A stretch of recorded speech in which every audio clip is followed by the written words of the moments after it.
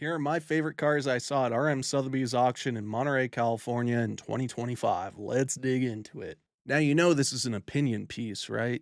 So, in addition to the vehicles that I'm showing you that I do like, there is another video of ones I did not like. So, I encourage you to check that out. Coming in at number 5 on my top favorite cars that I saw at RM Sotheby's auction in 2025, Monterey, California, is a 2014 AMG Black Series.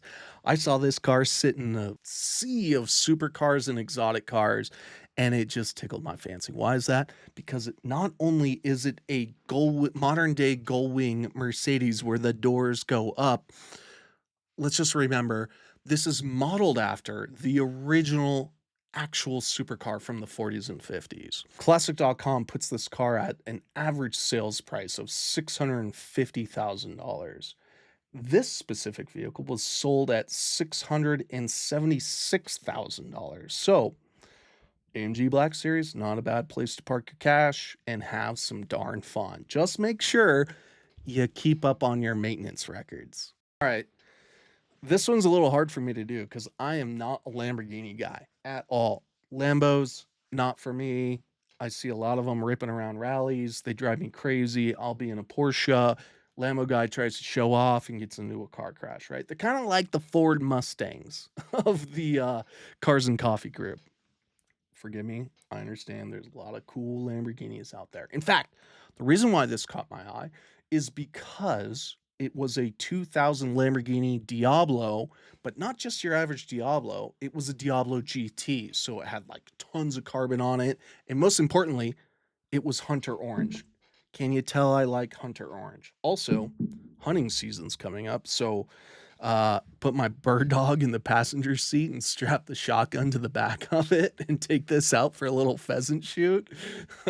You might scare the birds away pulling up in this car because I'm sure it's loud as all can be. This specific vehicle sold for $1.43 million.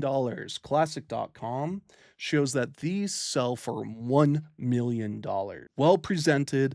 Good job, RM Sotheby's. Number 3, a 1965 Shelby GT350. You know, there was a time when cars were so simple, so easy to work on, right? And they demanded upgrades, and the factory didn't really do it.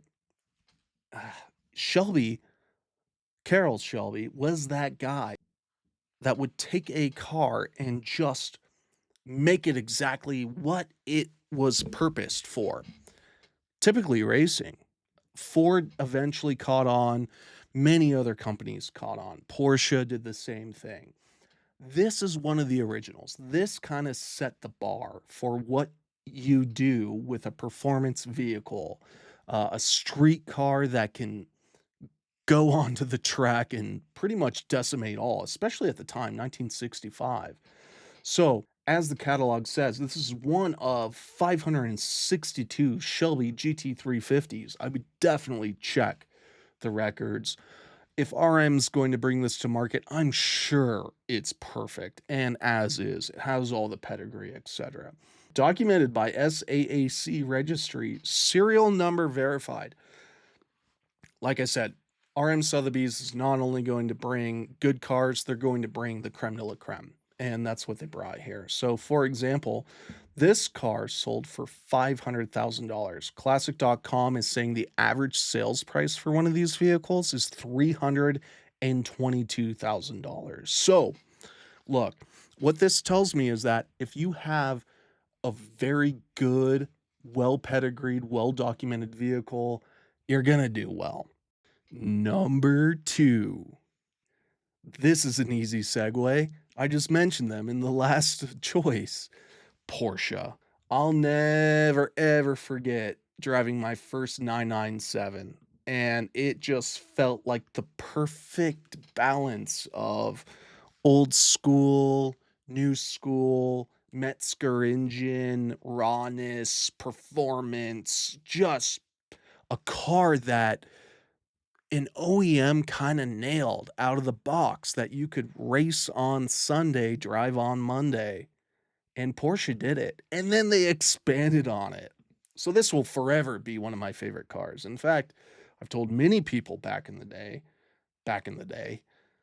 what was it? Like 2018, 2016 to 2018, buy this vehicle. It is a 2011 Porsche 911 GT3 RS 4.0. This specific one that was sold was number 349 out of 600.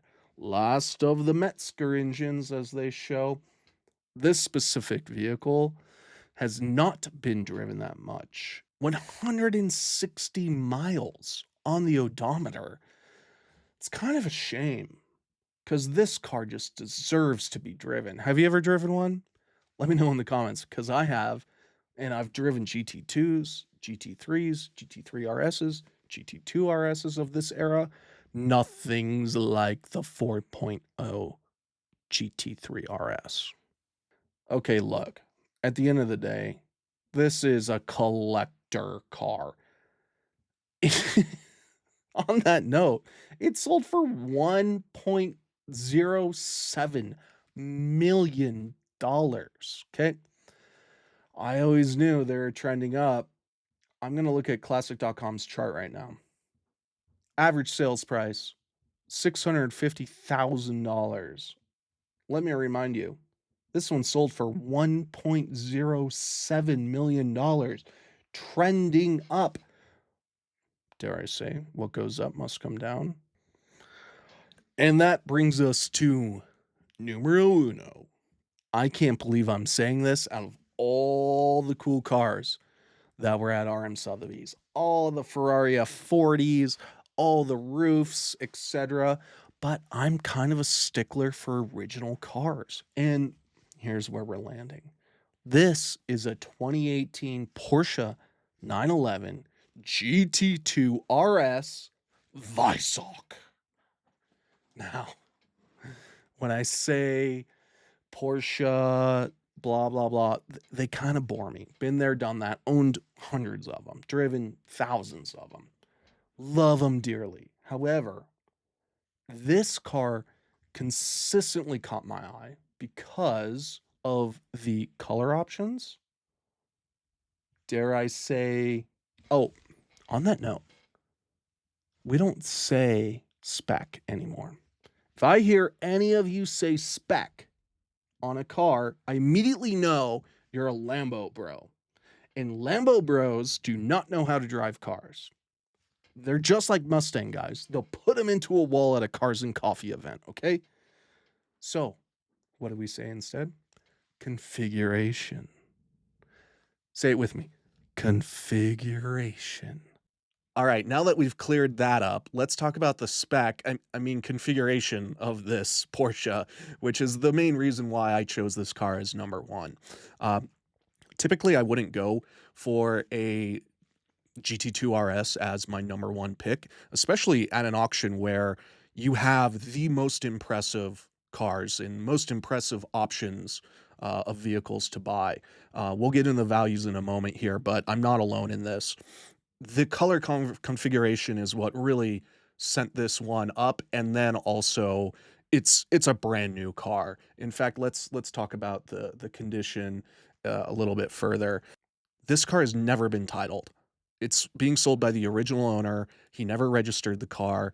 It only has 16 miles on it. It's practically a new car.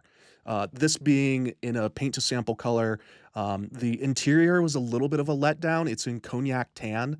I get where they're going with this. The tan, I think if it was a little bit darker, maybe like a baseball glove brown, like an actual brown interior, then we'd be on to the King Ranch edition, which I have to say, I love earth tones. I love cars that have character. Um, this is so darn close to it. Mercedes is doing King Ranch editions. Check out lately what they're up to with their color configurations. Of course, Ford with the F-150 started that whole trend, and it works, especially here in North America. We love these colors. Now, the reason why this car sold for so much money, I believe, is because one, it's never been titled, and number two, it's sitting on delivery miles. It's got 16 miles on it. Now let's get into values. Classic.com puts a 991.2 Porsche 911 GT2 RS at an average value of $436,000. This Porsche sold for $841,000. So, I mean, obviously, the market spoke on this car, and the general theme of everything we've discussed today is that unique, low miles, highly original vehicles definitely bring out the bidders. All right, so there you have it. Those are my favorite cars from RM Sotheby's. Obviously, I wasn't alone. There are a ton of other vehicles that sold also very, very well. What this shows is that interesting vehicles will perform well. Um, Overall, the activity at RM and other auctions felt kind of like pre-COVID times. I think a lot of people are now getting used to buying cars without seeing them in person, or they'll send an agent like myself to go out and inspect a specific vehicle. Um, but the walkthrough rate, there's definitely a good presence there. And then let's also talk about values. So specifically, RM Sotheby's did $165 million worth of sales, which is pretty strong. That was really helped out by a Ferrari. I think that a Ferrari Daytona, modern Daytona SP3, which was also an auction vehicle. That one sold for $26 million. So without that sale, RM would probably have fallen a little bit short compared to like the last 5 years of total dollar amount sold. That in all at the overall auctions in Monterey, about $650 million was transacted. If we go back to Monterey Car Week of 2021, only about $476 million was transacted. So we've definitely seen an uptick in action. In fact, we're up about 6% from 2014, where we saw $612 million transact. Now, like I said, without that Ferrari selling at RM, we'd probably be more around a flat market, which is what I've seen in the vehicles that are not the best of the best in the world. It's kind of like the watch market and the guitar market, collector guitar market. Things are definitely selling, but it's a little more realistic and a little more flat. So it's not necessarily a buyer's market. It's not necessarily a seller's market, unless you do all the things right, which I believe these cars deserved an in-person auction for people to see them. There's an excitement in the room, champagne's flowing at these auctions, etc. So overall, the car market, I'd say, is pretty stable. I wouldn't buy a vehicle without knowing its ins and outs and its history, etc. Really know what you're getting into. Like I said, that's kind of where the buyer side comes in, and you get to be choosy.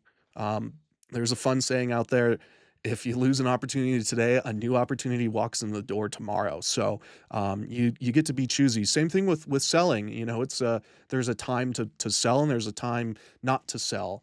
And this is obviously August is a hot time in the market. Um, so it'll be interesting to see what happens next year. All right, so that's a wrap for this video. I hope you enjoyed it. I sure did have fun making it, and also it's always a great time going to RM Sotheby's. If you haven't been, I encourage you go. I've been going for over 10 years now. This is what I do. I help people buy and sell cars and navigate the whole process of ownership, etc. It can be really fun and it can be really expensive. So that's where I'm here to help. If you enjoyed this one, go ahead and check out my channel. I've got other videos on this topic and some other interesting topics, especially some videos in production right now coming your way soon.